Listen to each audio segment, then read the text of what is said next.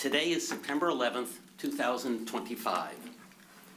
This forum features candidates who have filed for the November 2025 general election. 8 candidates are running for the full term. Vote for 4. The 3 highest totals will have a 4-year term. The next highest total will have a 2-year term. 2 candidates are running for a 2-year term ending November 22nd, 2027. The sponsor of this forum is the League of Women Voters, Oakland area. My name is Howard Barron. I am not a resident of this city. Tonight, we will hear from 9 candidates running for City Council. The candidates running for the full term are Dan Bachman, Jessica Klauser, Christian Hauser, Richard Kenjuk, Sarah King, and Nancy Silva. Ann Patterson is running for a full term, but is not able to be with us this evening. She has provided us with an opening statement. Steve Sage is also running for a full term, but is unable to be here this evening. The candidates for the 2-year term ending November 22nd, 2027 are Stuart Bixson and Kyle Houston. The League of Women Voters is a trusted, nonpartisan political organization. Our members do the hands-on work to safeguard democracy. While we never endorse a candidate, we are directly involved in shaping the important issues that keep our community strong. As a member of the League of Women Voters, I have the opportunity to contribute a leadership role such as this one and have great impact, that has great impact on local, state, and even national issues. If you're interested in learning how you can make a similar impact, I encourage you to pick up some League of Women Voters information available here tonight, or visit our website on LWVOA, League of Women Voters Oakland area.org. The League of Women Voters does not endorse any candidate or political party. Views expressed in this forum are those of the candidates only, and we, the sponsors, will take no responsibility. The format of this forum has been established by the League of Women Voters. As we begin this forum, we ask the audience to turn off your cell phones. The recording of the forum is copyrighted by the League of Women Voters 2025, and personal recordings and pictures are not permitted. The candidates will answer questions with their views only and will not interrupt another candidate. Questions will be asked of all candidates and will not single out any particular candidate. All questions are submitted by the audience and screened for duplication and appropriateness by our 2 screeners tonight, Maxine Milshine and Christine Allen. I'm sorry?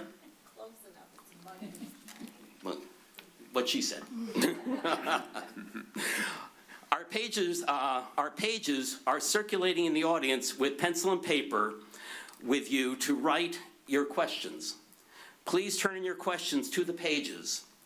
Our 2 pages tonight are Angelica White and Karen Cadla, excuse me. And our timer tonight is Cassie King.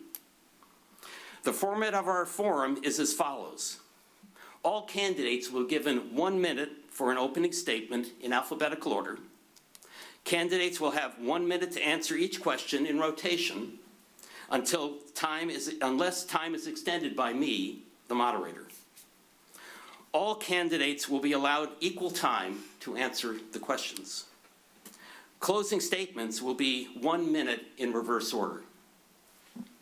As we begin this forum, again, we ask the audience to turn off your cell phones and please remain silent and hold your applause until the end of the forum. We're going to begin now with our opening statements, and I will first read the opening statement of the candidate who was not able to attend this evening, Amy Patterson. I think it's Ann Peterson. Ann Peterson, I'm sorry. Thank you very much.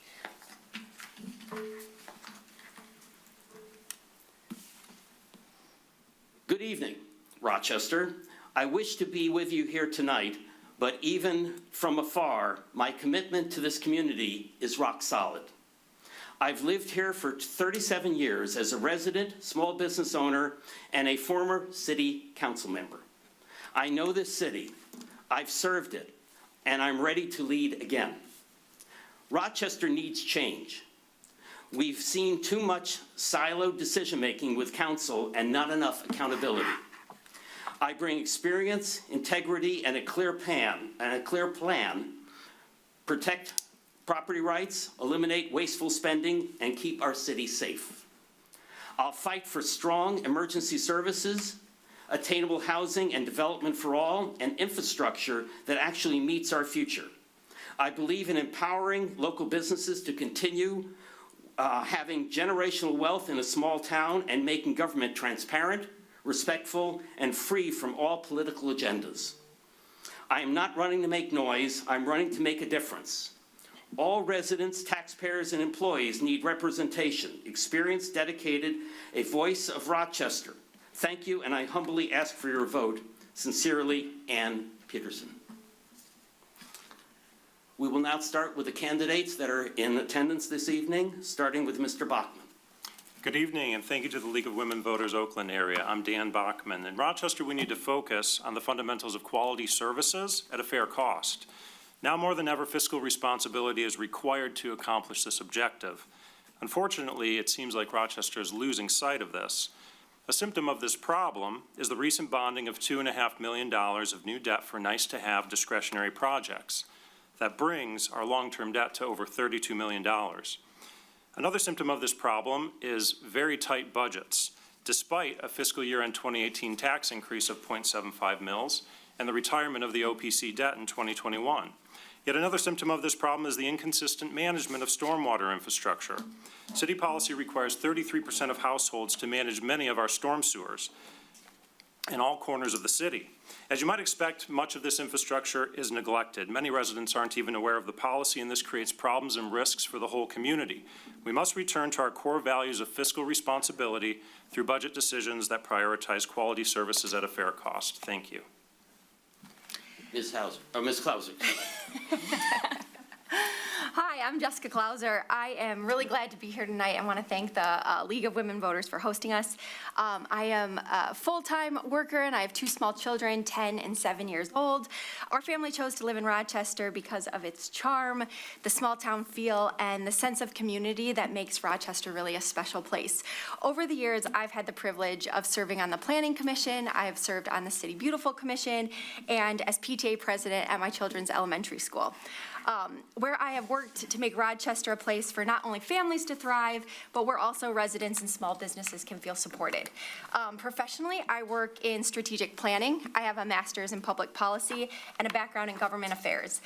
These experiences have given me the skills that I think translate directly to strong city leadership. I'm running for city council to ensure that as Rochester grows, we do so thoughtfully, protecting our small town character, supporting businesses, investing in parks and green spaces, and keeping the health and wellness of our community at the center of every decision. Thank you. Mr. Hauser, please. Thank you. Good evening. My name is Christian Hauser. Thank you to the League of Women Voters for hosting this event, and more importantly, thank you to the residents who came here this evening to meet all of the candidates. Our family's lived in Rochester for more than 20 years, and we have a son who's now a senior at the University of Michigan. I'd be remiss if I didn't mention our dog Lottie, who loves nothing more than running in the park. I'm an attorney specializing in construction law. I'm a licensed residential builder, and I regularly serve as a mediator, a court-appointed arbitrator on large, complex construction and commercial litigation issues.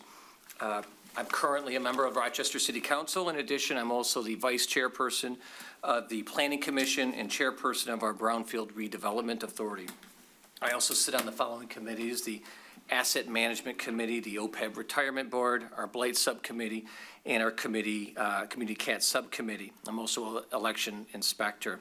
I'm running for re-election for City Council because I feel I have and will continue to bring value and insight into the city's decision-making process. Thank you. Mr. Kenjuk. Good evening.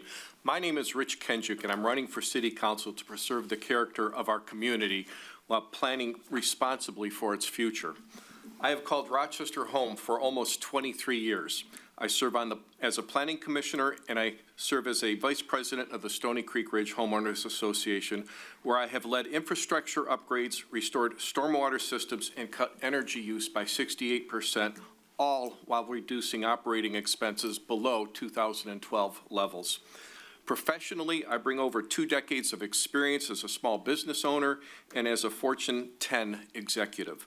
I understand both entrepreneurship and large-scale strategy, and I know how to get things done. But Rochester faces real challenges. We have lost focus by approving new debt for discretionary projects while core services go underfunded. Residents deserve a financial plan that prioritizes essential services, reliable infrastructure, and long-term planning that protects what makes Rochester special. I'm ready to serve, and I ask for your vote to help Rochester thrive. Thank you. Ms. King.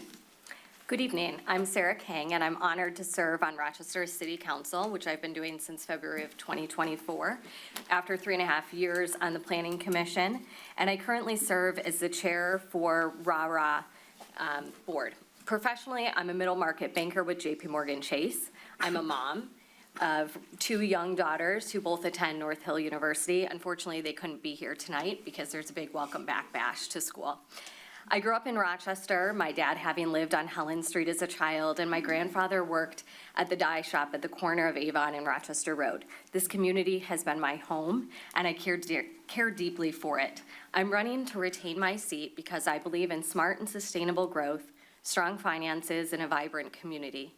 I've supported 2 balanced budgets, championed infrastructure, including roads, water, and the Clinton River Trail washout, and work to increase transparency and communication with residents. Rochester's a special place, and I'm committed to protecting our small-town charm while planning responsibly for the future.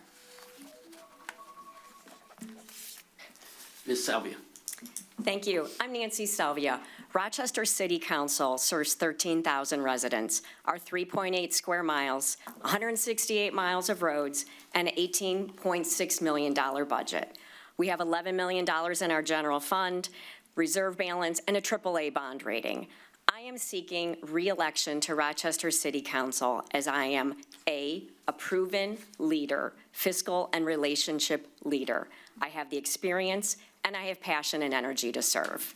Professionally, I have built a strong financial services practice at Merrill and currently manage over $340 million in client assets directly. I've been recognized by Forbes as Best in State Female Financial Advisor. I have both corporate and small business experience and 8 years of Rochester City Council, plus numerous boards and commissions. I know it takes a balanced approach with communication and patience to get things done, and I have the tools and skills to deliver for Rochester. People always say, Nancy, I love your energy.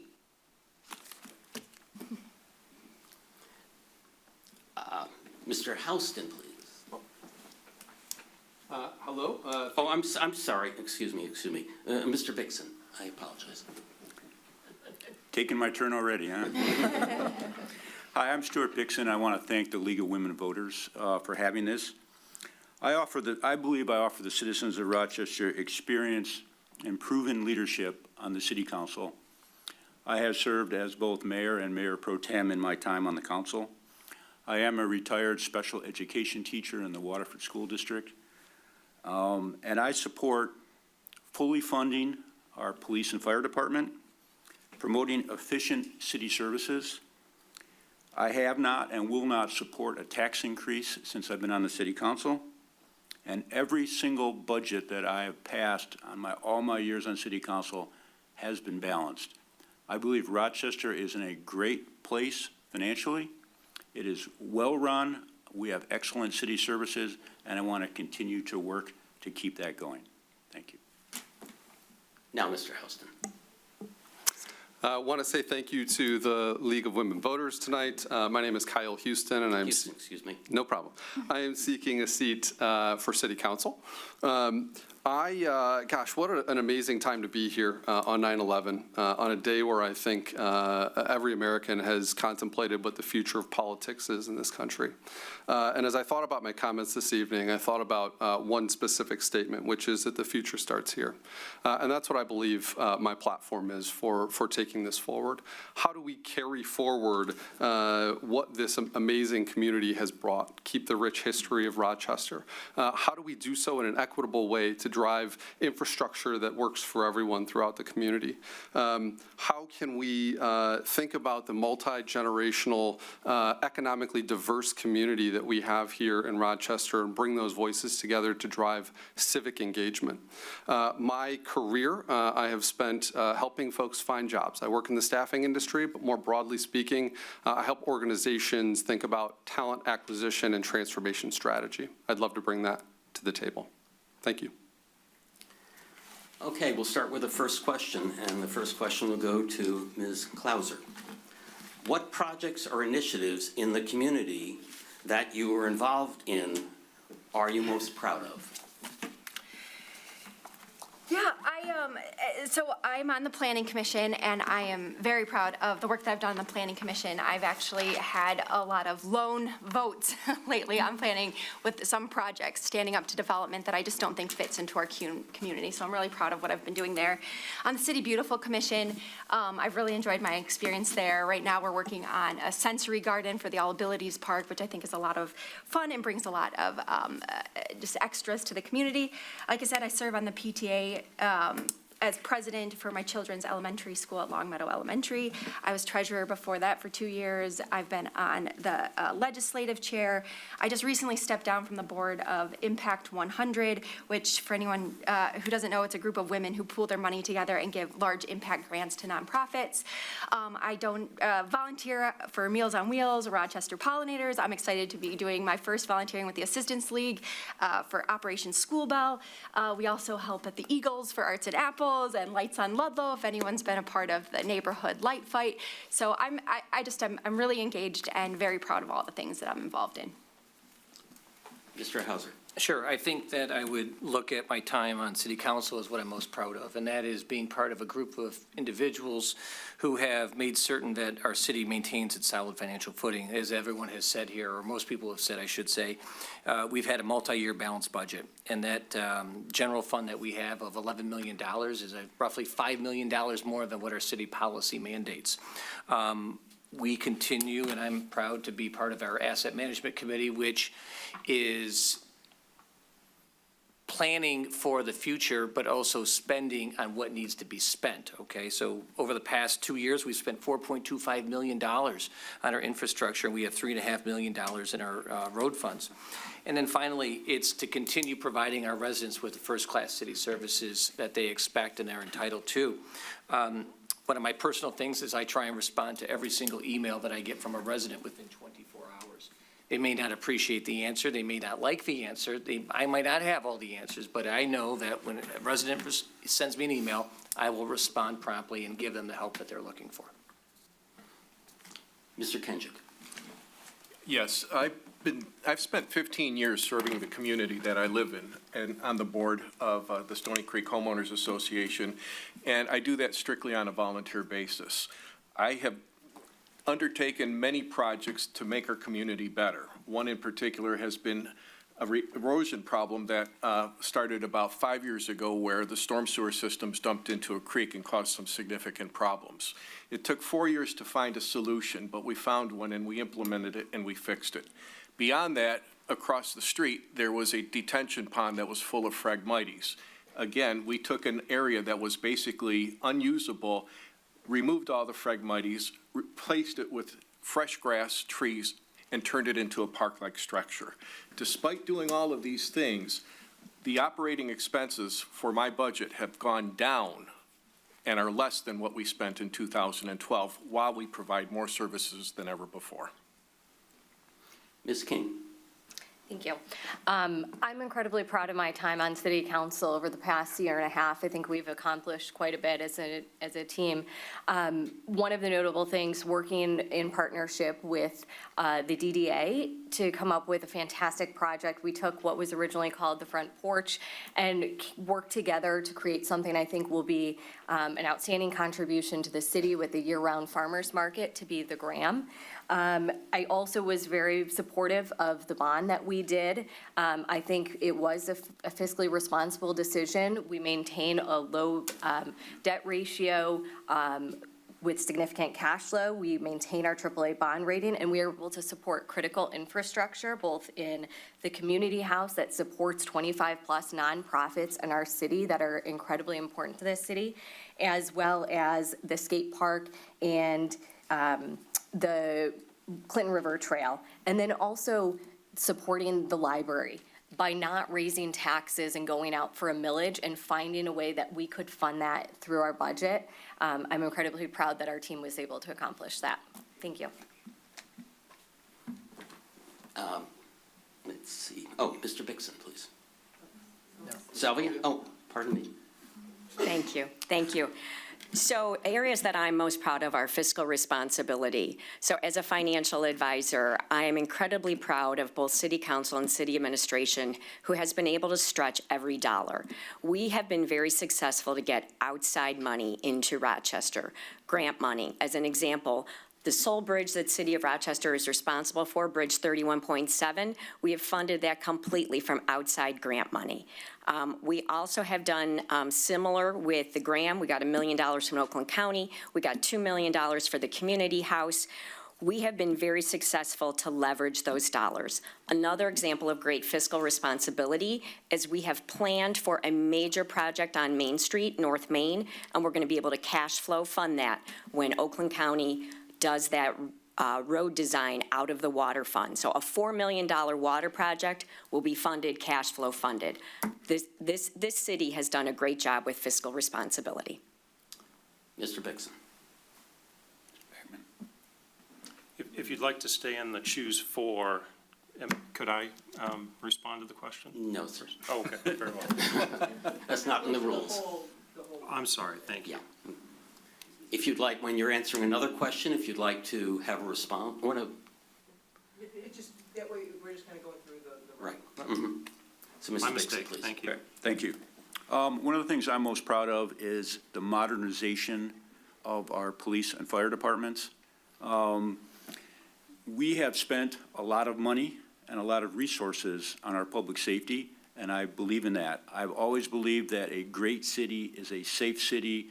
We are safe. We have police around. We have a well-funded police department. We have bike patrols. We have foot patrols downtown. We have motorcycle patrols. We are a safe city. And then the fire department used to be our lovable volunteer fire force, which did a great job. We are now a professional fire force. We have ALS services. We have EMS services, and we can get to people and save them quickly. So I think having a strong public safety aspect of our city is very important, and I think we've done a great job in making them world-class. Thank you. Mr. Houston. Yeah. Thank you. Let me start by saying this incredible things that this group of folks has accomplished, and I think first and foremost, I'm proud of my family for choosing Rochester to move to. We moved here 5 years ago, so in that short period of time, I have joined the Board of Review. That is a place where I certainly feel like I have found some pride in serving the community. And I think through that, we've had the opportunity to meet some incredible people and hear the ways in which things like tax and property tax and the decisions that this board makes, city council makes, impacts their lives. I think through that, one of the things, a story that comes to mind is one in which we helped a resident solve a blight problem, right? Just connecting them to resources within the community. And so I think as I go forward, I look to continue to build my resume of incredible things in supporting this community, but certainly here in 5 years feel like I am proud of the things that I've been able to accomplish and contribute to. Mr. Bachman. Thank you very much. So I've been self-employed almost my entire adult life, and I've taken that experience as a business owner and applied it to managing the Stony Point Homeowners Association.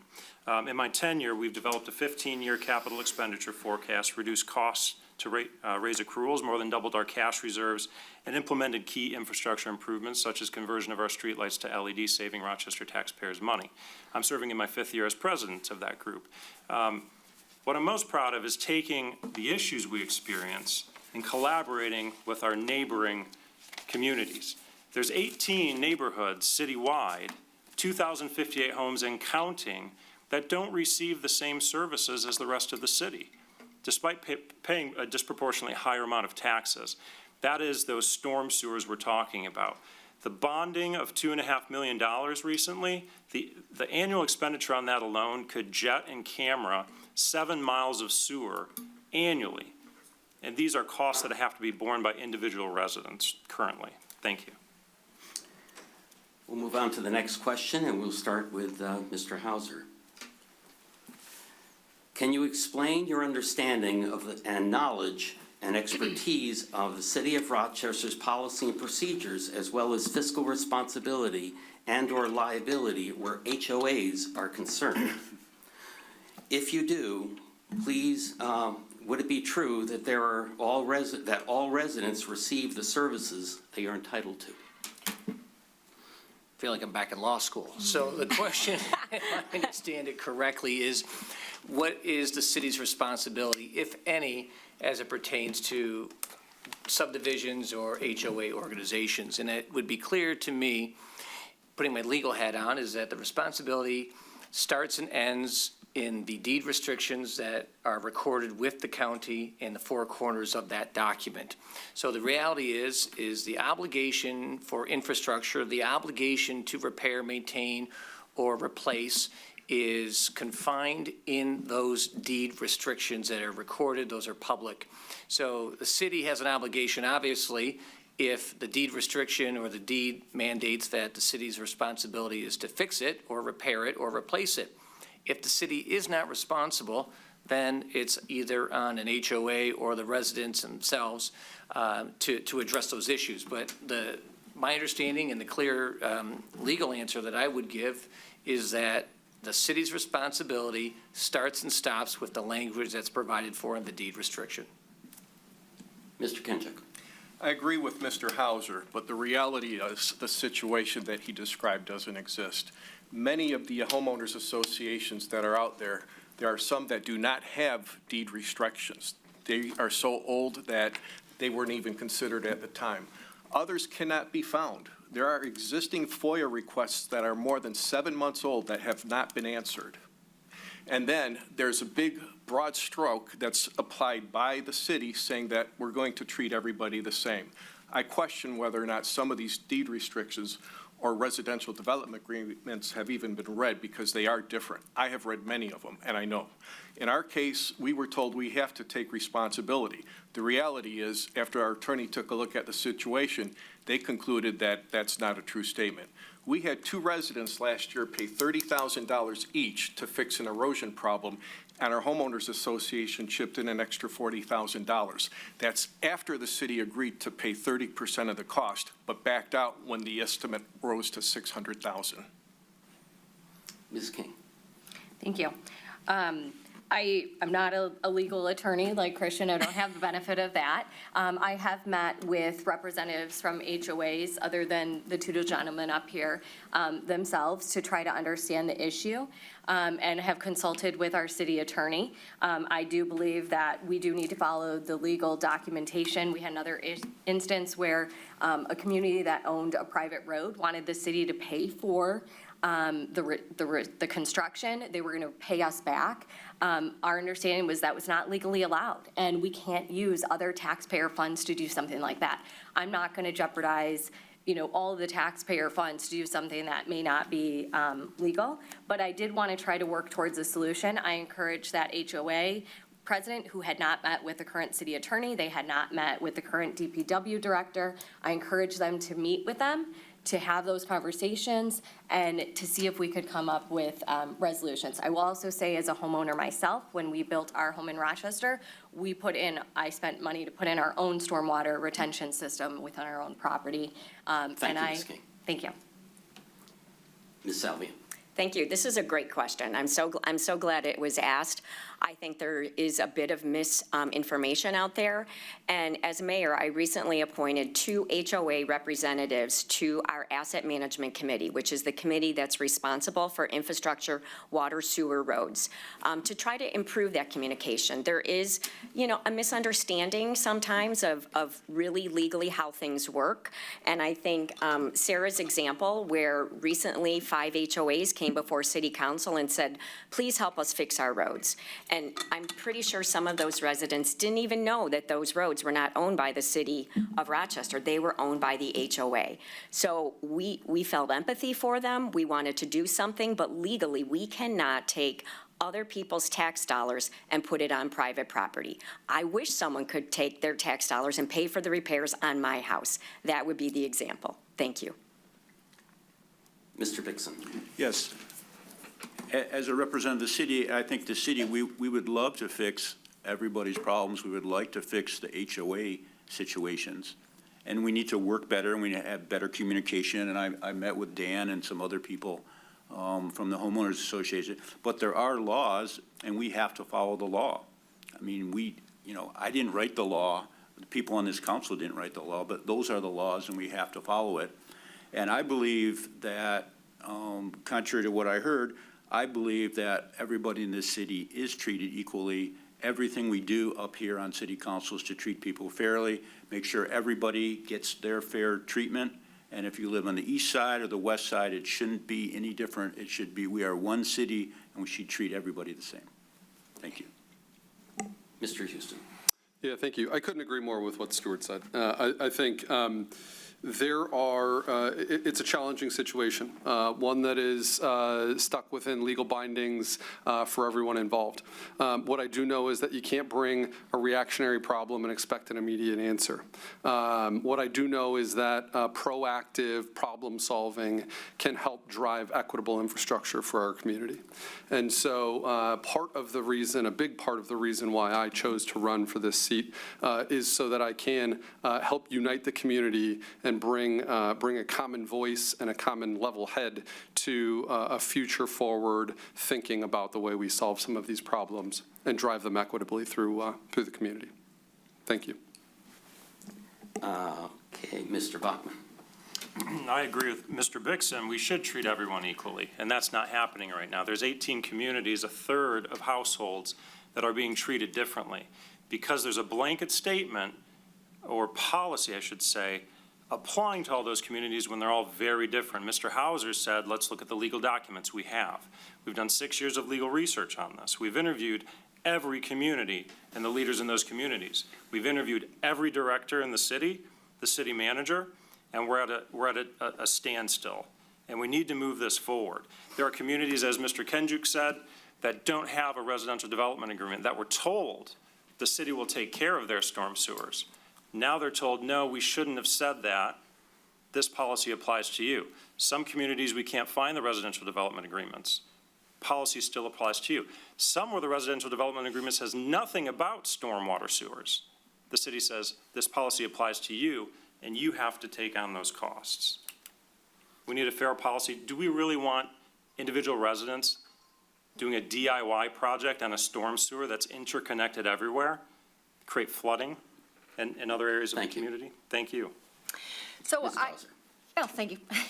So I've not been privy to these conversations. I'm not part of HOA or the city council, which I'm running for, but talking to residents, I do know that there have been concerns that HOAs pay larger share of taxes, and don't always feel like they're getting the same services. And so I would be interested in understanding this issue more deeply. From my perspective, HOA residents pay city taxes the way we all do, the same formula. And when they say they're not getting services, to me, the core city services are police, fire, EMS, parks, schools, and all of that, they're getting the same. So I would like to understand this more. I think all those services vary based on these deeds and these legal documents that everyone's talking about. So really, I think the question is, where do residents feel there's a gap? And then I think the path forward is continuing to have communication between the city and the HOA residents to understand that. And then lastly, when it comes to the financial equity, especially around infrastructure, it's my understanding that we need to look at the facts. It's my understanding that the west side of the city has 100-year-old water systems, and so all the money's being put into there because that's where we're most at risk, where the HOAs and some of the newer development on the east side are less than 30 years old. And so eventually their time will come and we will then put money into that side. It works out. Our next question will start with Mr. Kenjuk. Do you believe in taking out a $500,000 bond for a skating park, which will require ongoing taxpayer maintenance? And was that decision based on, and that is based on a vision session from 10 years ago? Was it a responsible decision? Mr. Kenjuk. I do not. First point is the last statement you made. It was a project that was started 10 years ago. I know that they did met with a number of residents a few years ago, but still, this is something that's been in the planning stages for a long time, and it's now coming into fruition.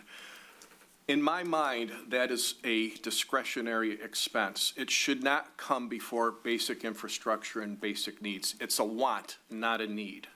And for us to borrow the money to pay for this is kind of an added negative on top of the situation. If you had watched the council meeting about 2 months ago and the architect came before to get approval for his plans, he made a statement in that meeting saying that the design of the course is more than a beginner can handle. It's an advanced course. Therefore, people from outside of the city are more likely to use that skate park than our own residents. So I question, who are we building it for? Are we building it for our residents, or are we building it for people that don't live here? Ms. King. Thank you. I think there has been a lot of support for the project. I also think that the bonding project was an opportunity to take advantage of very low interest rates. We maintained an incredibly reasonable debt level and our AAA bond rating, and we also tackled critical infrastructure projects as the primary driver for that bonding. The skate park was an additional benefit that was able to be accomplished. So that was something that was a part of it, but we also put forth, we had to provide matching funds for the Clinton River Trail washout. We did seek significant grant dollars from outside the community. That was a project that was incredibly costly, or will be incredibly costly, that we couldn't accomplish on our own. But we did need to provide some additional funds for that, and that is a big benefit of this community. I think people want to be in Rochester because of the things that we bring. It speaks to the quality of life that we give our residents, and we're able to do that still with maintaining that AAA bond rating and incredibly strong financials and a balanced budget. Ms. Salvia. Thank you. So I would agree there has been tremendous support for this project, and I think that the fact that we bonded for it was also very fiscally responsible. So I'd like to educate you on a topic. It's called arbitrage. So currently, the city of Rochester earns about 5% on our money that's in the bank, our general fund dollars, all of our funds that are set aside for future projects. The cost to borrowing is less than 5%. So let's say it's 4%. Some of our debt is less than 2%. In my opinion, it would have been fiscally irresponsible for us not to take advantage of very, very historic low interest rates to take care of some of these long-term projects, to take care of the assets that we have in our city. So the arbitrage concept is a city of our size, we're allowed to keep that 1% difference. And so to me, that is innovation and a competitive advantage for Rochester and our taxpayers. Mr. Bixon. Yes, so first, I am not a skateboarder, and I don't plan on doing any skateboarding, but I think the project was a good project because it's supporting our park systems. We have tennis courts, we have skateboard park, we have baseball fields, we have swing sets, we have all kinds of activities that's what makes Rochester great. having spent that money on another project, I think is good. We need to keep up our parks and keep up activities for our families and things for people to move to Rochester. We are AAA bond rated. We have low debt compared to almost every other city in Oakland County. We are very good in managing our financial resources. So to me, yes, we spent money on that. We spent money on the tennis courts. We spent money on the baseball fields. We spent money on our parks, and I think we should continue to do that. Thank you. Mr. Houston. Well, don't laugh at me, but I do chase my kids on a skateboard. I don't see myself You do. at the skate park anytime soon. That said, I do support the skate park. I support the fiscal responsibility of the city. I support local business.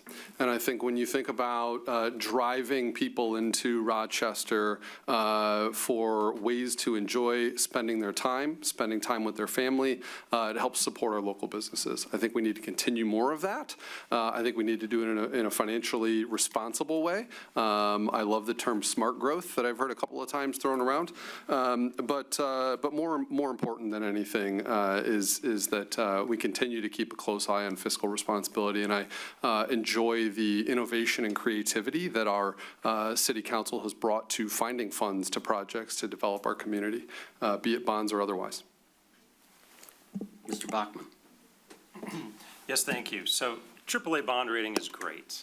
A big part of that rating is the ability to tax more. I don't think anybody wants to pay more taxes. Okay, so that's a big part of getting that type of rating and the type of bond too. The decisions we make today are going to affect that rating in the future. So while we may be fiscally sound now and have been, I'm concerned some of the recent decisions may not lead us down that path. The general fund balance has basically maintained over the last 10 years about $8 million. It was 95% of the annual budget. Now it's down to about 45% of the annual budget. So our reserves as a percentage of what we're spending is dwindling. I think that's a red flag. This debt is going to cost us $188,000 a year. That money can be used better elsewhere. So I think we need to take care of the basics first before we spend money on discretionary spending. And we are going to spend down about $1.1 million of our 15 funds reserve levels this year. Thank you. So I'm supportive of the skate park. It's my understanding that there was a huge community push for that skate park. So I think that we're being responsive to our residents and what they want.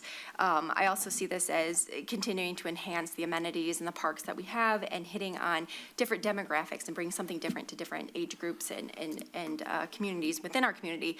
I also met with our financial director before this evening, and he told me a lot about the triple bond rating, and I think that is really important. They look at our current budget, they look at our financial planning, they look at the economic outcome of the city, they look at our asset management.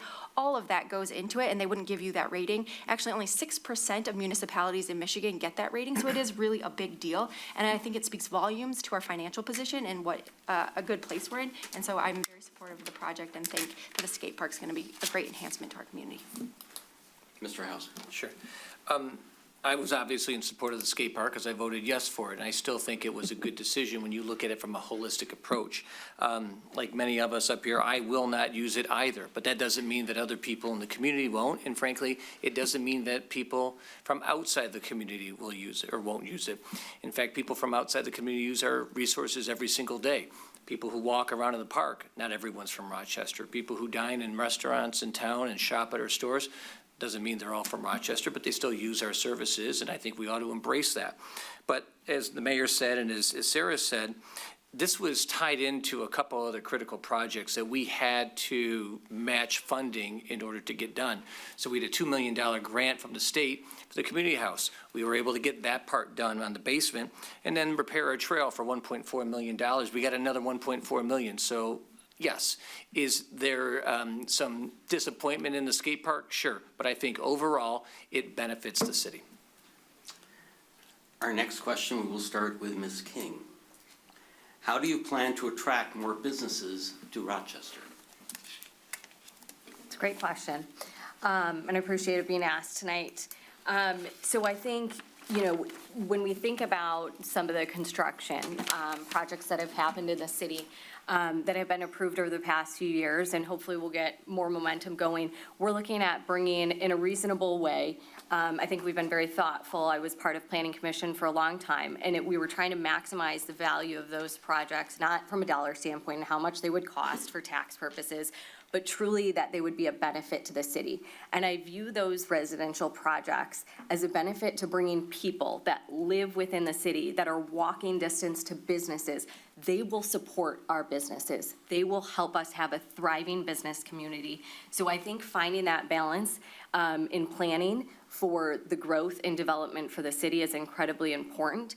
I do support that smart growth. I have pushed back on numerous developers and projects looking for the best developments, the best materials going into those projects while managing costs, because I think it's incredibly important to support our small business community. Thank you. Ms. Salvia. Thank you. Yes, I definitely will continue to support our amazing downtown.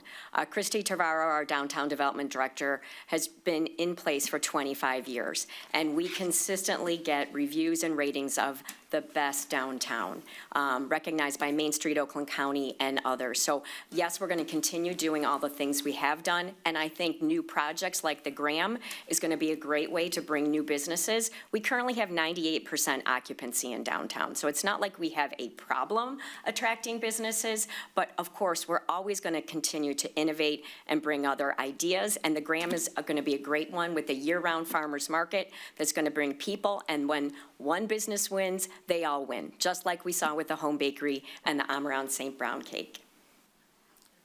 Mr. Bixon. Yes, I think that one of the key reasons our businesses are thriving, and what I believe is the best way to have businesses in our downtown, is to keep our taxes low.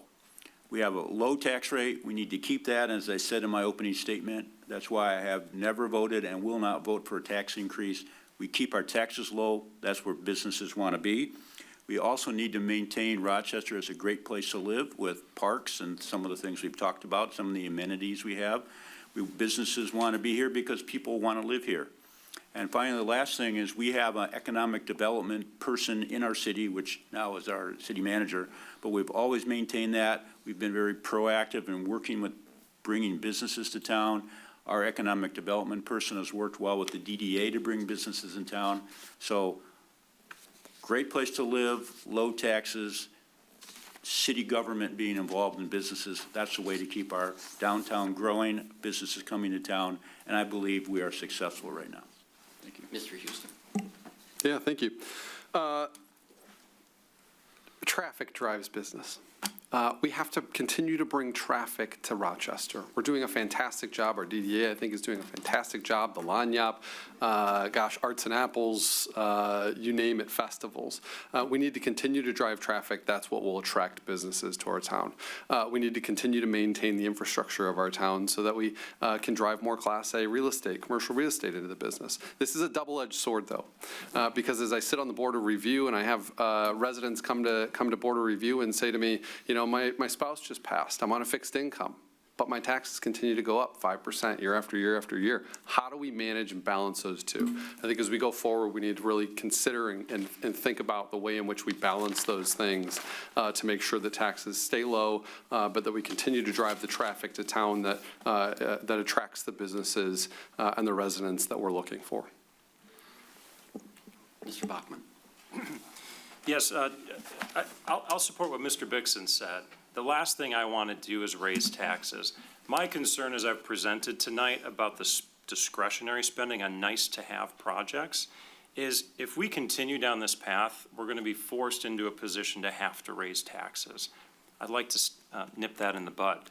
And I support the idea that we need to keep our tax rate low to draw development. There is some opportunity there. I've seen a lot of projects come through the Rochester Planning Commission in my service. And we've interviewed several developers, and we've gotten some feedback that our peer cities, our competitors, if you will, do a better job in a number of areas, such as efficiency, electronic submissions, more frequent submissions. These developers have carrying costs the longer they're delayed. And if we have to wait for a traffic study that costs thousands of dollars that was done just 12 months ago with no significant change, it delays the project. They may miss out on the building season and have hundreds of thousands of dollars in carrying costs through the winter season. So we need to improve that. Ms. Clauser. Yeah, so I agree with a lot of the ideas that have been shared already. I did speak to the DDA director, and we have a waiting list for businesses that wanted to get in downtown, so I agree that I don't think that's really an issue, is bringing folks businesses in. So I think we need to continue to think about how do we enhance downtown, and so I just offer up a couple ideas. So one, the farmer's market, when it's open, I think there's a real chance to bring more energy and development to East Street and Water Street with new businesses and activity that feel like an extension of downtown. We have the elevator project happening. There's space across from the fire department. So it feels like there's a real opportunity there that we should continue to explore and evaluate. And then secondly, I would say if you've been a part of the Planning Commission discussions or City Council, you've heard about South Street. I do think this has a lot of potential. There is the riverfront down there that we could take advantage of. I think we need to be thoughtful, though, about traffic, the existing businesses, and protecting the ones that are already there because they've been there for a very long time. We don't want to disrupt that. But future development is a potential, I think, there. So done right, I think South Street could be a complement, too, to Main Street and not compete with it. Mr. Hauser. Sure. I'm going to expand on your question just a bit and not only talk about what I'm going to do to drive business, but rather what can we do to drive the right business for our town? And as Mayor had said, that with a 98% occupancy rate, we can be a little bit selective as to what we do when it comes time for businesses and making sure that whoever wants to come into our town, whoever wants to build or develop or establish is the right fit. In the Planning Commission, and I'm counting, I think there's more planning commissioners or ex-commissioners on this than there are city council people. I can tell you that we take very seriously what comes in front of us, every project, and we don't rubber stamp everything. And I would say we probably say no to more projects than we do say yes, okay? And we do that because we want to make certain we get it right. We're not building any more land in town. We're not making any more space. So what space we do have, we have to use efficiently and effectively and make certain it's the best fit for our community. Mr. Kenjic. There is no doubt that we have an amazing city, and our downtown is our crown jewel. The events that the DDA puts on are probably second to none. We've got a world-renowned art fair. We have the big bright light show that has brought us worldwide, or at least nationwide, viewership. But the system or the situation can be better. In case you haven't noticed, Dan and I share many of the same views and principles, and therefore we're running together. We have met with some developers and some builders here, and the process can be better. We should look at these folks not as the enemy, but we should work with them as partners. We can do a better job. There are many developers that have walked away from the city because we make it difficult. We make it expensive for them. We don't give them the consideration that they deserve, because if you're building a multi-million-dollar project and you cause them delays of 6 months or more, that's hundreds of thousands of dollars of carrying costs. Thank you. The next question will start with Ms. Salvia.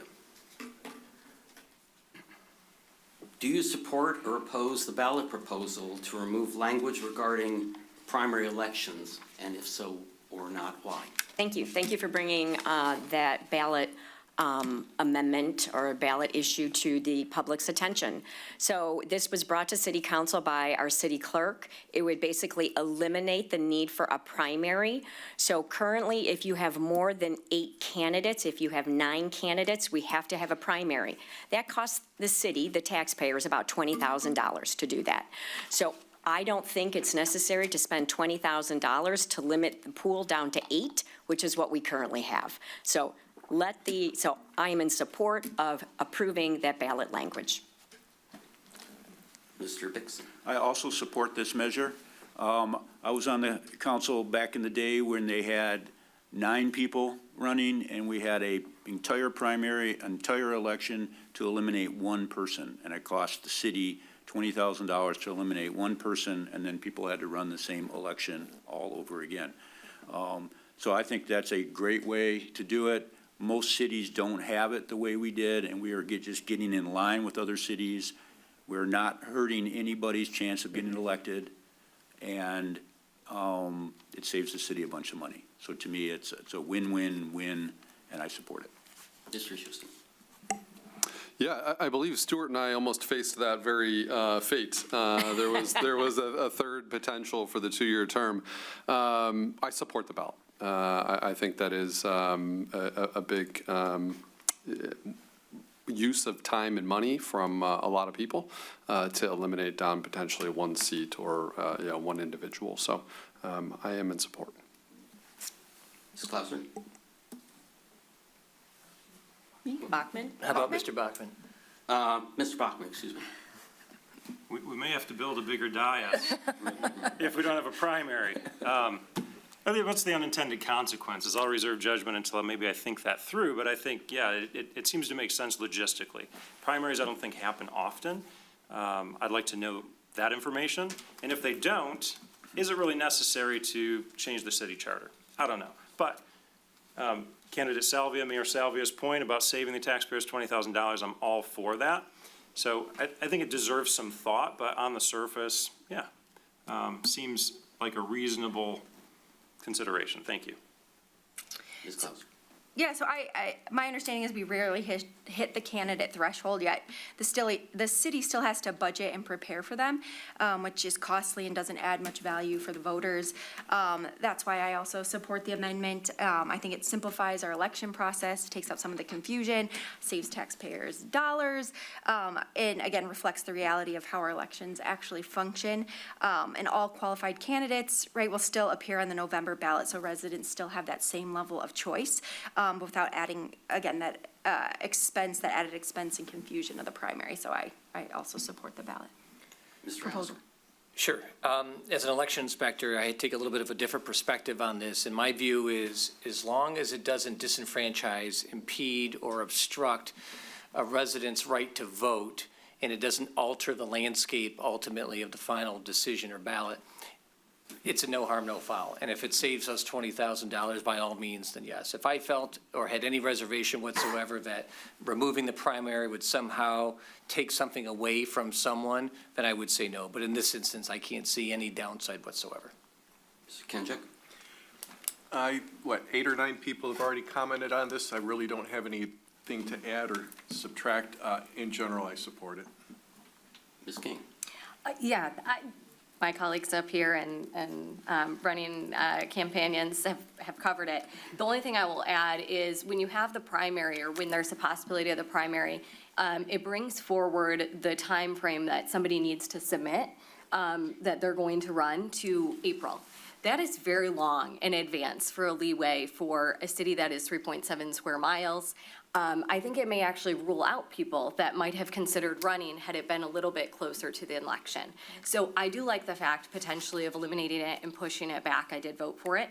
I also will bring awareness that a lot of us up here are not taking any donations, and it's coming out of our own pockets. The more time you're spending, the costlier it is to do this. And so I think that is another benefit to the candidates themselves by shortening that time frame. Thank you. We'll start at the end of the table here with Mr. Dixon. What are your thoughts about the need for additional low-income housing? Well, I'm a big believer in letting the marketplace decide things. I think one of the great things about Rochester, and I guess there's unintended consequences as well, but to me, one of the great things about Rochester is our property values have continued to go up. I've lived in Rochester in the same, actually the same house ever since I've been in Rochester, which is a long time. And it's, gone way up in value. So I believe in that. I believe in government not getting involved in the private sector. I believe in letting the market bear. And I think we've been doing a great job. Now, at the same time, I understand that Rochester's becoming more and more expensive. And, it makes it harder for families to move here. And it seems like something that we should take a look at and things. But in general, I like to let the market dictate things. I think Rochester's been tremendously successful from all the things we've been talking about, and I want to continue to make Rochester successful that way. Thank you. Mr. Houston. Yeah, I think I would pivot the conversation to affordable housing and if there is such a thing these days. We need to be in a place where we're thinking about every resident in the community and having a roof over the head of every resident in the community in an affordable way. I too would prefer that government don't get involved with private sector to a degree, but I think that when you look at rising rent costs and gosh, the Airbnb movement, if you will, if that's still a thing, but just making sure that there is access to affordable housing for everyone who lives within the community and ensuring that there is equitable balance across that's important. Mr. Bachman. Yes, thank you. I think what Mr. Bixson said really resonates well. Let the market dictate what we need, and government doesn't have to be involved in everything. And in Rochester, we're a small hamlet. We have a limited space, number one. So we're challenged in that regard. Number two, I think the financials of it are very challenging for our city, given what developers can command with other types of projects. So it's going to be very challenging to find a developer and to find the way to finance it that would work in Rochester, given where our property values are at. And then we also need to look and say, is this something our community really needs? Is this something our residents demand? So we have to put a lot of thought into something like that. I suppose it's possible. I always have an open mind, but I tend to think this may not be something our city council needs to be involved in. Thank you. Ms. Clauser. Yeah, so I always tell folks that if I moved out of Rochester today, I would not be able to afford to move back into Rochester. Also, across the state of Michigan, we have a real housing crisis. So attainable housing is a real issue. And I think there's definitely more we can do to incentivize attainable housing. Our master plan, for example, had a lot of community impact, input, data, and facts. And part of that master plan did say that we needed variety of housing, and attainable housing was one of those things. A master plan, being in strategic planning, a strategic plan, right, for a guiding light for the future is only good if you are acting on it. We have not acted on that. And I do think there are things that we could do in our zoning ordinance to incentivize developers to maybe not always build luxury townhomes and luxury apartments. And I think there are ways to get to attainable housing so that first-time home buyers, families, seniors who want to live independently have those opportunities to live in Rochester as well. And I think that's through things like attainable housing. Mr. Hauser. I think it's just basic economics 101, supply and demand. And the fact of the matter is that the market is going to drive the cost of a house. Some years, the costs are high. Some years, it's a little bit more affordable. But at the end of the day, I struggle sometimes to see how government can mandate a position that says houses have to be sold at X or houses can only be bought for Y. My view is it's private, it's between a purchaser and a seller, and whatever price they negotiate, that's what it is. Now, can the city do a few things to maybe help out a little bit with an invisible hand? Of course. And maybe there's some zoning, there's some ways to maybe get some grants to cover it. But the problem with Rochester is, again, we don't have a lot of dirt left, and there's a premium on that dirt, and you're going to have a very difficult time finding a developer who's going to come in and build something and not try and maximize their profits. That's just the reality of the situation. Mr. Kendrick. I'd like to come back to the original question, which actually was what, low-cost housing, and then somewhere along the line it's been a change to attainable or affordable. All three concepts I quite frankly struggle with, because what do they mean? If you look around Rochester, there is a lot of affordable housing. There are many communities where you can purchase a home for less than $200,000 or $300,000. So what is it that we're trying to achieve with this policy? Are we looking for a builder to come in and build a brand new 2,500 square foot home and sell it for $300,000? Let's be realistic. That's not going to happen. Because if it does, as a community, we're going to have to subsidize it somehow to make it worthwhile for that builder to come in and build. But again, the point is, we have a lot of housing within the community that's already affordable. So let the market dictate what happens. If people want to move into these homes and pay the money, then let them. If they can afford a larger home, more expensive home, let them. But we already have a wide range of homes. Ms. King? I think as many have stated, this is an issue that goes far beyond just Rochester, and Rochester, is facing it as we're a desirable community. A lot of people that have been here for a long time have seen that benefit personally, right? Because their housing prices have gone up so much, and they're gonna benefit from that. And it makes it harder for people, younger families coming in. But I think there's two things that we really can do. And I think the one is looking at the different availability of housing, as Jessica stated with our master plan. And as we're evaluating projects, that's always something that I'm focused on. I'm asking developers, do you have a bathtub? Can families live in these apartments realistically? Will it support a young family that has a small child or a baby? So I think we can be smart about the development that occurs with our remaining space, and then also by maintaining a low tax base. And, I've not supported raising our taxes. I know many others have not, and it's not something that I would want to consider in the future. And so I think those are the ways that we can approach it as a community. Ms. Salvia? So in the United States, we are 5 million units behind on where we need to be for housing stock. It started in the 08-09 financial crisis, and where builders just stopped building, and we are still behind on housing in the United States. That is part of the reason what has driven up cost of housing and rents, is we have a supply issue. So that's why I support, like we've all said up here, smart development. We need the right developments to come to our town to increase the supply, and Rochester do their part to increase the supply. And yes, to Rich's point, there are affordable, attainable, low-cost, however you want to describe this, there is housing that is available that is attainable. My niece recently moved out. She spends $600 a month to live in downtown Rochester. It is available. Thank you. Next question, we'll start with Mr. Houston.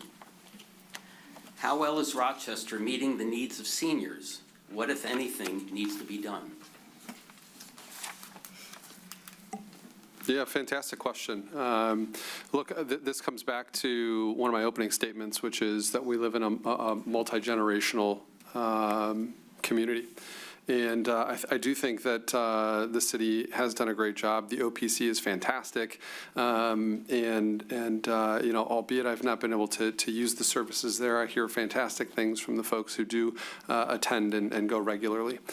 Beyond that, I do think there is a challenge, again, as we come back to equitable infrastructure and smart growth and ensuring that we are supporting the folks who have been here for a long time, the aging community within Rochester as well.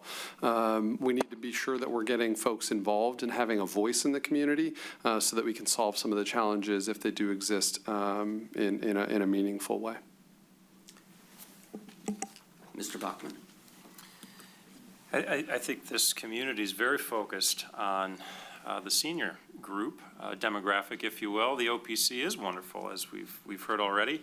We passed a millage in 2020 that goes through 2029. The operating expenses, it's a priority for our residents, for our voters. We have a lot of assisted living facilities, nursing facilities, and a fire department eager to serve when the need arises.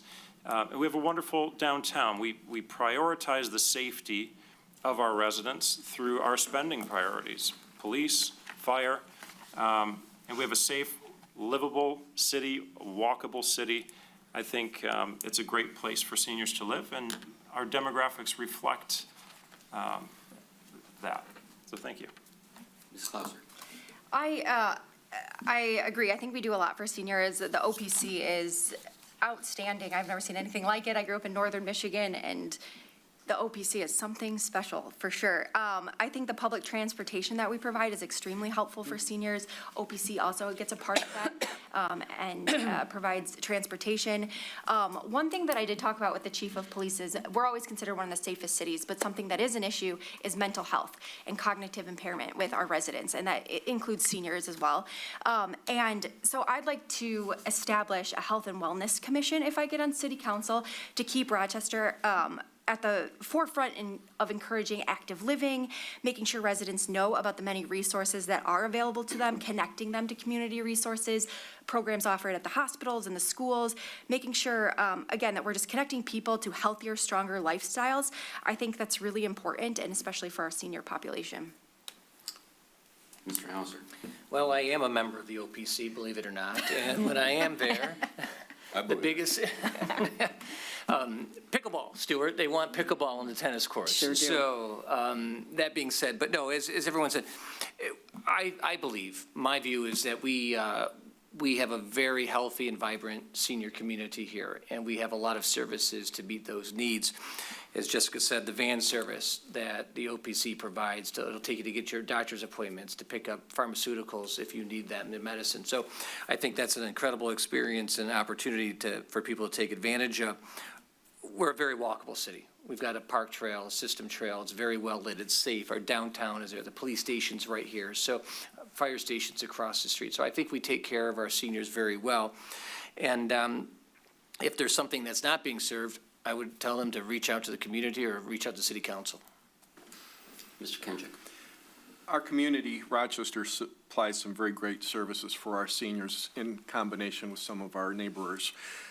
Coincidentally, we had, I'm not sure exactly what you would call it, maybe a mini town hall yesterday with some residents live in a condo association. They're all seniors. 90% of the association are seniors. And the number one topic they talked about was taxes. Some of them are on a fixed income. Some of them are concerned that taxes are going to go up, and if it does, it's going to cause them to make some serious decisions. The other thing that they expressed when we met with them is that they're also concerned about surprise expenses, expenses that the city may not have planned for that suddenly may become a big issue, expenses that their community might not be able to handle. Infrastructure was the thing that they were concerned about the most. So that's something we need to take a close look at to make sure that we're serving all of our members all over the city. Ms. King. While I think we're doing a wonderful job, a lot of things have been said of all the great things that we do for our seniors. I'm always cognizant, though, that there are ones that maybe don't know about the resources or maybe are on the fixed income and are slipping behind. And so I think it really goes to keeping them as part of the communication, making sure that we are communicating to our residents in different ways, because not everybody is necessarily on the smartphone and using certain apps, but are we communicating and letting them know of the resources that are out there? Are we listening to them? I think that's all incredibly important, and I think we need to continue to do that and ensure that we're supporting all of the residents within our city. Ms. Salvia. Thank you. Seniors love Rochester. It mostly because of the OPC. It truly is a gem. I've served on the board of the OPC. Was very proud of the work that we did. Number one, rebranding it to OPC Social and Activity Center. Secondly, was also served when the transportation millage passed, and we made sure that those millage dollars that we were all taxed on were being retained in services. So we created increased services primarily for our seniors through the OPC, and that has been a big win for our seniors. We are ranked in the state of Michigan as the safest city in Michigan. That was by SafeWise recently. Seniors want to be safe. We are a dementia-friendly city. Our downtown focuses on being friendly for our seniors. I also support a longevity initiative that I've been wanting to work on here on City Council in terms of creating an environment where Rochester would be recognized as a blue zone, where people live longer. And the OPC has taken that information in the past as well. Thank you. Mr. Bixson. Well, I definitely want to live longer, so that's a good, I appreciate that. Everybody does. I currently serve on the OPC board. I have served as the past chairman of the board, and it's a wonderful place. And when we think about the OPC, we think of pickleball and exercise, but they have so many programs to help dementia people, to help people with cognitive issues, to give the family some time away from that, to help the caregivers. So it really is encompassing. But it is a great place for seniors to live. As many people know, I have an elderly father who lives in a assisted living facility in town. And what's so great is there's restaurants that are easy to go to. There's parks that are easy to get to. There's all kinds of activities at the when my father was able to go to the OPC, and then these places have activities. But the number one thing is the safety. If somebody falls, the fire department is there in 3 minutes. It's right around the corner. The police are there. They do a great job, and I'm so appreciative of that. And that gets back to what I said at the very beginning. Police and fire, safe city, great for seniors. Thank you. The next question will start with Mr. Bachman. And it was mentioned a little bit earlier. What concerns you most about the city's aging infrastructure, and what would you do to address it? Yes, thank you. I think there's a lot of good projects happening. The reconstruction on Wilcox, Helen, roads over there. That's important. I think that was part of the 2017 tax increase, that infrastructure tax. And so that plan is moving forward. I think we've lost a little bit of sight of that plan based on some conversations with former council members, former mayors. We may be a little bit loose with that infrastructure money. And that needs to be a primary focus. We have to take control of the storm sewer system. Do we really want residents managing their own stormwater systems that are interconnected everywhere? There are examples, observations documented of flooding as a result of no maintenance on these stormwater systems. That's a problem. And if we don't address it, it's going to become costly, and it could ultimately impact taxpayers through higher costs for repairs that would otherwise be avoidable. Ms. Clauser.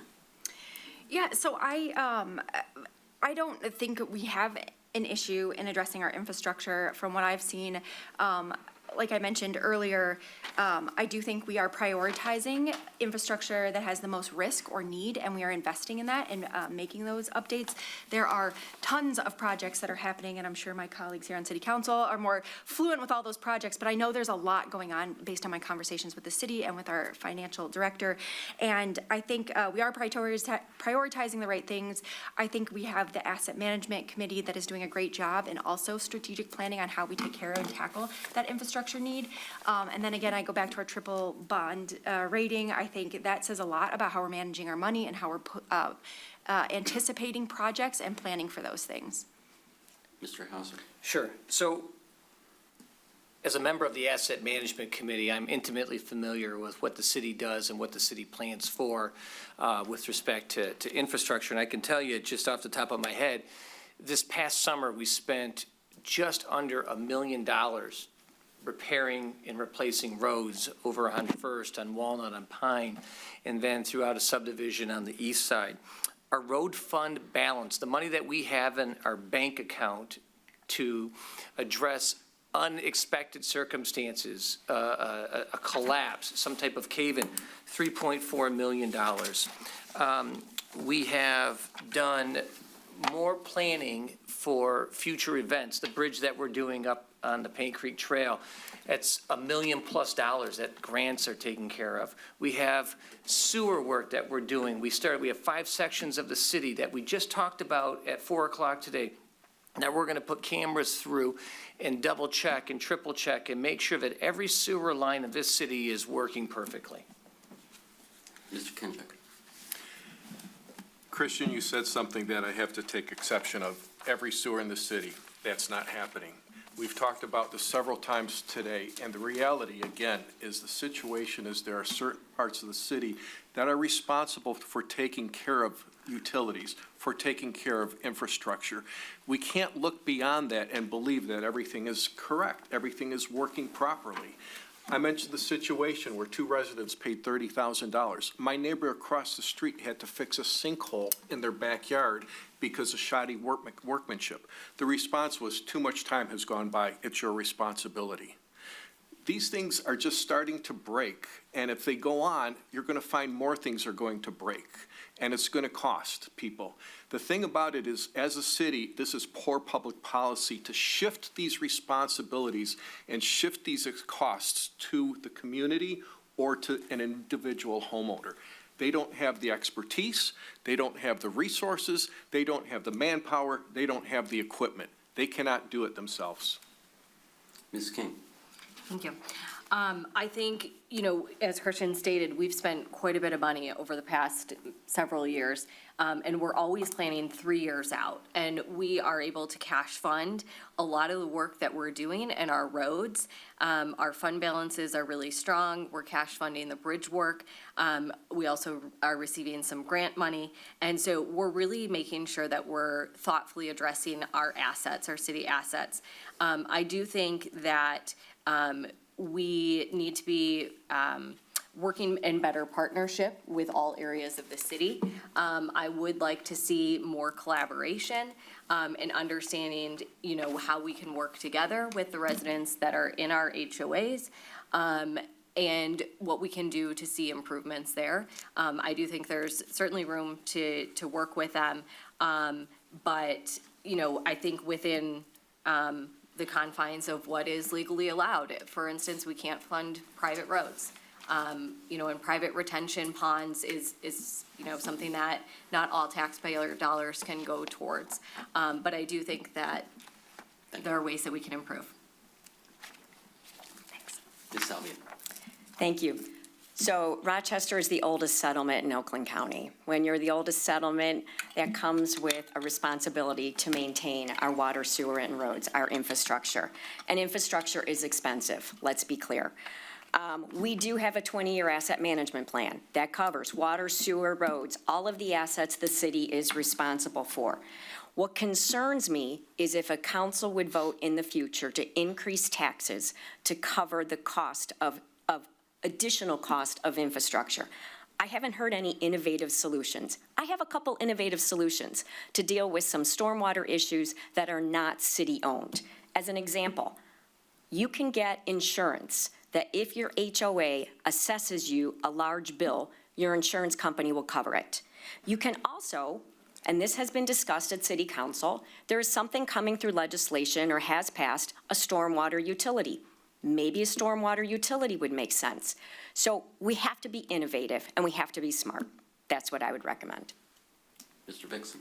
Yes, we spend millions and millions of dollars on infrastructure. Ever since I've been on city council, it's always about infrastructure. We know we have to spend money. We do have an older city, but I believe we cannot tax and borrow our way out of it. We have to be judicious, we have to be innovative, and we have to be patient. We can't fix everything that we want to at the same time, but we have to continue to focus on it. I believe, again, we're spending millions and millions of dollars, and to be fiscally prudent is the way to go. And, our AAA bond rating and all that is an effective way. If we do have major problems, we can borrow money if it's an emergency at low interest rates and things. So infrastructure is very important to me, and we have to continue to support that. Mr. Houston? Yeah, thank you. We have to prioritize. There always has to be a priority in these things. There's got to be priority around the way the spending is allocated. With that, I think there needs to be proactivity as well. And if I'm elected, I would certainly fight to support more of that proactivity in working with our HOAs and the residents who, on the east side of our community, are currently sitting in a situation where deed restrictions are not allowing for the city to support them. There are legal confines within the city that currently aren't addressed to support those in those communities. And I think we do need to think about when in the next 40 years, 50 years, those homes become 80, 90, 100-year-old communities and how we're supporting them as well. So being proactive is certainly on the path and the plan if elected. So this will be our last question before we get to closing statements, and we will start with Ms. Klauser. Bringing it home. Get it, Carl. How do you plan on involving residents in the town's or city's decision-making process? Oh, I love this question. Did you write it? I didn't write this one, but I love this one because I do think that is one of my top priorities. I think we do a great job, but there's always ways to improve. One thing that really stands out to me is the DDA had at a farmer's market a poster, and you could put stickers on to vote for whatever they were asking you to vote on. There was colors for adults, there was colors for kids. Everyone was engaged, and we were meeting residents where they were. We weren't saying, come to city council, because a lot of people can't, right? Or they don't have transportation, we talk about seniors, or people don't feel comfortable speaking in front of city council. So we've got to come up with other ways to meet members where they are to get their community feedback. I also think there's a lot of technology, apps, online surveys, things like that we could be doing. I think it is a huge responsibility of city council to ensure that we are keeping pace with what residents feel, their needs, and making sure that we're incorporating their voice into everything we're doing in all of our decisions. So thank you for the question. Ms. Hauser, Mr. Hauser, excuse me. This position has its challenges sometimes, but at the end of the day, the most rewarding thing for me has been meeting so many people that I otherwise would not have met, but for my role as a city council member. And for better or for worse, I have given my email, my cell phone, my address, maybe more information than I should to every resident who reaches out to me. And I have always said, if you ever have an issue, if you ever have a problem, if something's on your mind, do not hesitate to reach out to me. And I'll get back to you. And you lead by listening. And you have to make sure that you represent everyone in the community, all 12, 13,000 people, not a street, not a neighborhood. We don't have wards or districts. We represent everyone. So when someone has an issue, it's our responsibility to make certain that their voice is heard and getting them an answer. Again, they may not like it. I might not have the answer. It may take some time, but ultimately, every one of us has a responsibility to respond and be proactive towards people who reach out to us. Mr. Kenjo. There's a very simple word to answer the question, and that's listen. Last year, the homeowners associations, not just on the east side, but also the ones on the west and on the south got together, and we got together to kind of voice our concerns. In January, we met with every council person, and what was surprising to me is that most of them did not know about the issues that we had. So my question is, are you reaching out to your constituents? Some yes, a lot no. And what we have to do is reach out to everybody. Ms. King. I think this is a really great question, and Jessica Klauser brought up that board. I think that was actually the Rah Master Plan, which there was some really great feedback. The biggest thing people want is a city pool. I don't know that that's going to be on the agenda from a cost standpoint, but I love hearing from residents. I love getting the emails, connecting with them on Facebook. I try to be as open and listening to different people's opinions and ideas. If they invite me to go and meet their organization and learn about them, I will be there. I try to listen and take that in. I don't always necessarily agree with everything, but I'm willing to listen and to hear, and I've been known to change my opinion, based on what I hear from people and from residents. So I always encourage people to get involved and get engaged and, speak freely. And I think the visioning sessions that we do as the master plan, our town halls, our forums, those are incredibly important ways for us to hear from residents as well as for them to hear updates from the city. Ms. Salvia. Thank you. I agree. Listening is so important. When I door knock, that's the first thing I say. I'm here to introduce myself, but first, I want to hear, what do you think about Rochester? And so listening is so important. We can, of course, always do more to communicate and educate people, residents, businesses, on what is happening in the city, what the ordinances are, what's changing. That is an ongoing, never-ending opportunity, quite honestly. And I do agree we need to use technology. One of the technology tools that we have recently re-embraced is Rochester Works, which allows people to take a picture of something they see that could be a problem, that needs to be improved, and report it. We have a new employee, Jason Warner, who's a great project manager, and he is working those issues as they come through, making sure that they get assigned to the right person, and really trying to improve that two-way communication. So, gotta use technology, and it's an ongoing effort to continue to communicate. Mr. Vixen. I think a great way to meet people and learn what's going on in the community is to do what we're doing right now. We're out campaigning trying to get elected. And to do that, in order to get elected, you have to tell people your vision, but you also have to listen to what other people's visions. And as I say, every time I campaign, I learn different things, I meet different people, I hear different things. And we are one community, Rochester, and we need to hear from all the different things. As again, we don't represent a particular ward or thing, we represent the entire city. And then the second thing is you need to be accessible. You need to be available, you need to respond to emails, and you need to be out and about in town and seeing people and being available. Thank you. Mr. Houston.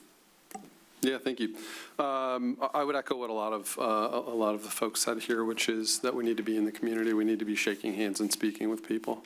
The views and opinions that I share this evening are those of a collection of folks that I've already spoken to and connected with in the 5 years that I've been in the community. And so we need to continue to do those things. We need to pair that with technology for sure, because you need a quick way that folks can express a concern or be vocal about something. But I think the other side to that, and there are consequences to everything, is that if you're not out shaking hands and speaking with people and you're relying on technology, it's very easy to hide behind.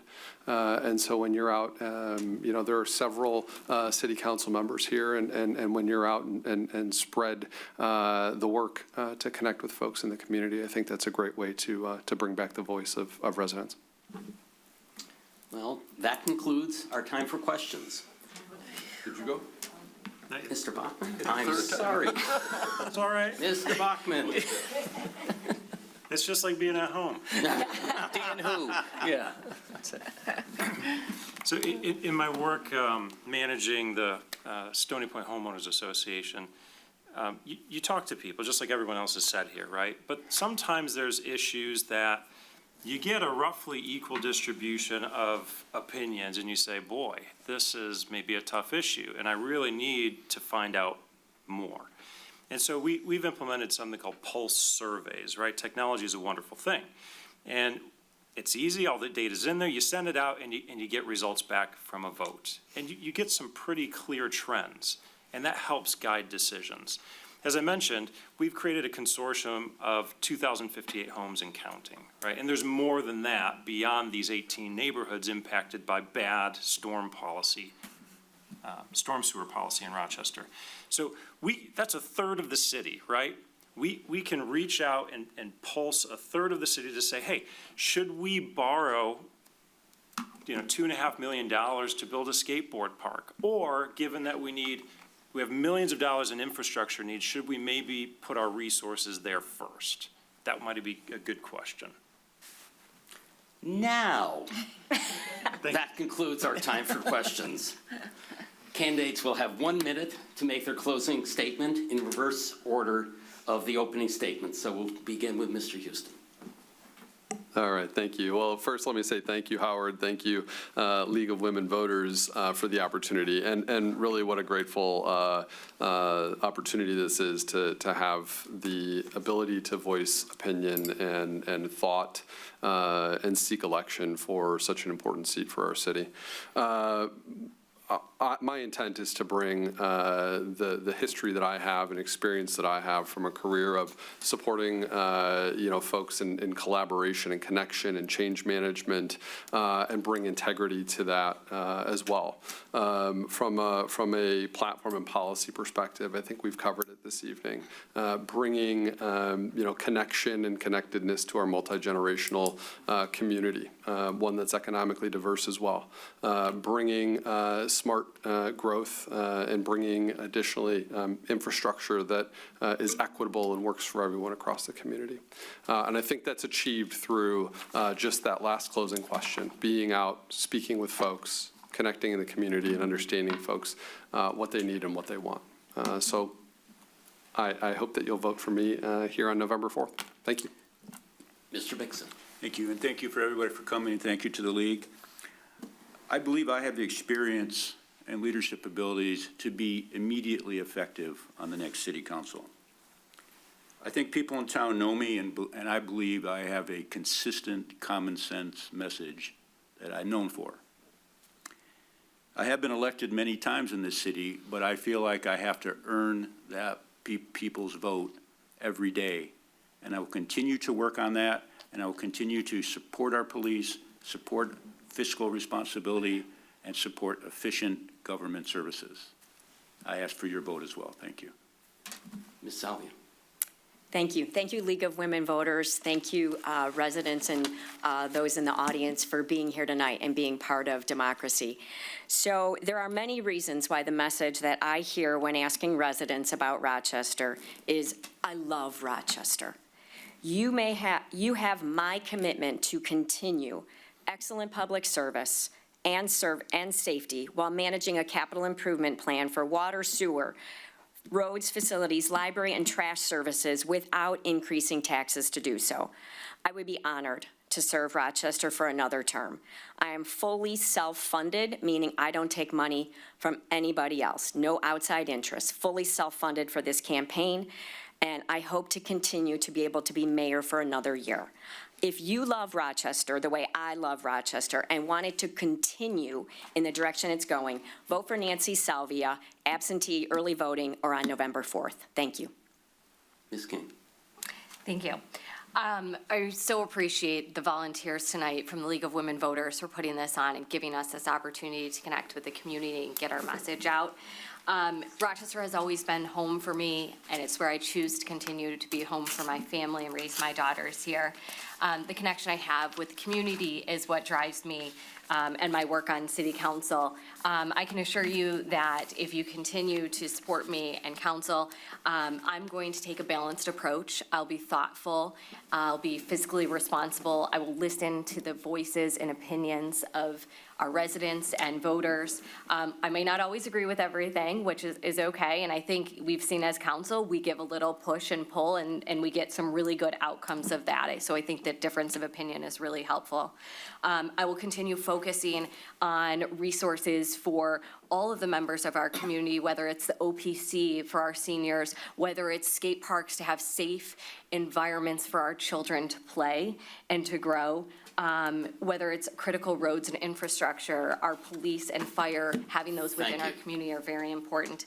I appreciate your support, and I look forward to requesting your vote for November 4th. Mr. Kenjic. First, I'd like to thank the League of Women Voters for putting this on today. This is a new experience for me, and I found it to be very fruitful and very rewarding. Also like to thank the members of the community that have come out to be with us tonight. I think we have a great community. I spend countless hours volunteering my time in the subdivision that I live in as well as for the city. I do that because I care. I do it because I want the community to be better. Can we be even better than what we are today? Most definitely. There's always room for improvement. And that's what my goal is, to preserve what we have, but make things better going into the future, make sure that we're on the right path, we're financially strong, and we're addressing the needs that need to be addressed. Mr. Hauser. Thank you, League of Women Voters. Thank you to the residents, and those questions were fantastic. So they clearly were thought-provoking for everyone. We covered a lot of topics this evening, but in closing, I want to highlight a couple points. And, you know, I said this at the last time in 2023, and I'm going to say it again. No one on city council does this for the money. I can assure you it is not for the paycheck. And like Mayor, and I believe maybe Sarah, this is self-funded. I've taken 0 cents or dollars from anyone, and not for any other reason, because I want to make certain when I have an issue in front of me, I don't have any distractions whatsoever. I'm able to make a decision based on my own personal feelings and my own personal views, and I don't want any distractions about this guy gave me this or this guy gave me that. I've worked hard. I'm going to continue to work hard. I think I resonate well with people. I've gotten along with people. I work well with my colleagues on City Council and Planning Commission and other organizations in the city and city administration. I'm going to ask you for your vote on November 4th. Ms. Klauser. Rochester has a strong history, and I think we have an even brighter future ahead. For me, it comes down to making sure the city works for everyone. Our families, our residents, our neighborhoods, our small businesses. I want to see growth that is thoughtful, a budget that's responsible, and a community that stays connected and healthy. I bring a proven leadership and a collaborative spirit, but also the practical knowledge that comes with years of experience in public policy and strategic planning. I know how to navigate complex issues, and I have a real willingness to listen to different perspectives. And I work hard to turn these ideas into results for the community. I want to also thank the League of Women Voters for having us and hosting this event. Everyone that's here and everyone that's tuning in, appreciate all your questions and comments. I'd be honored to serve on City Council, and I hope I can count on your vote so together that we can keep Rochester the city we're proud to call home, not just today, but for the future and for our kids. So thank you very much. And finally, Mr. Bachman.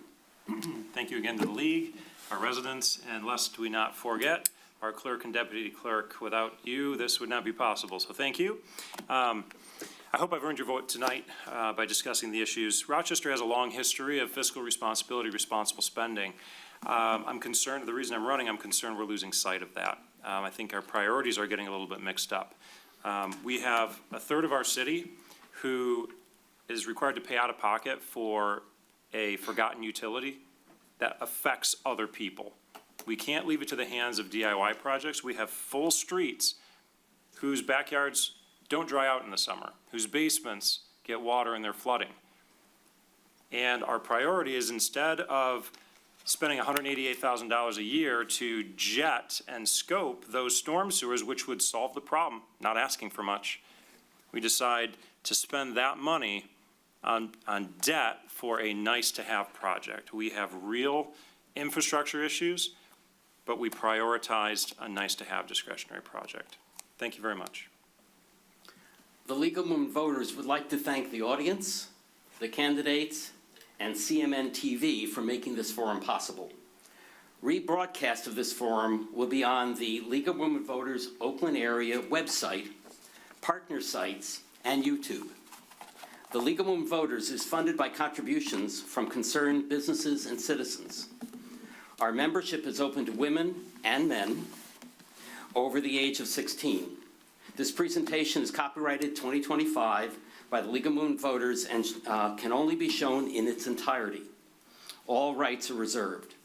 Remember, absentee ballots will be available starting on September 25th in a couple of weeks. Early voting begins October 25th, or you can vote at your precinct on November 4th. Remember, democracy is not a spectator sport. And can we have a round of applause, please?